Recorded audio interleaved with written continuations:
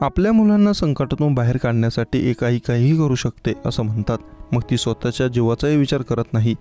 आपल्या लेकरांसाठी ती स्वतःचा जीव धोक्यात घालायला तयार असते। मात्र काही वेळा अशाही घटना समोर येतात ज्यात आई वडीलच मुलांचा जीव घेतात।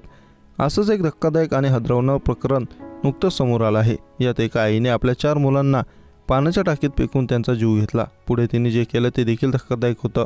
ही घटना राजस्थानच्या बाडमेरमधून समोर आली आहे, ज्यात एका आईने आपल्या 4 मुलांना पाण्याच्या टाकीत फेकलं, मग स्वतःही आत्महत्या करण्याचा प्रयत्न केला। या घटनेत 4ही लेकरांचा पाण्यात बुडून मृत्यू झाला, तर महिलेचा जीव वाचवण्यात आला आहे। पोलिसांनी घटनास्थळी पोहोचून प्रकरणाचा तपास सुरू केला।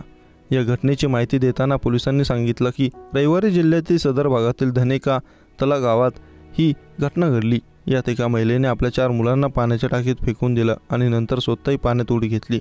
प्राथमिक तपासात पोलिसांना समजले की ही महिला कौटुंबिक वादामुळे त्रस्त होती। यातूनच तिने हे पाऊल उचललं। बाडमेरचे पोलीस अधीक्षक नरेंद्र सिंह मीना म्हणाले, एका महिलेने पाण्याच्या टाकीत टाकल्याने तिच्या 4 मुलांचा मृत्यू झाला। महिलेची सुटका करण्यात आली असून तिच्यावर उपचार सुरू आहेत। या घटनेमागील कारण जाणून घेण्यासाठी तिची चौकशी करण्यात येणार आहे। टाकीत बुडालेल्या सर्व मुलांचे वय 5 ते 11 वर्ष आहे।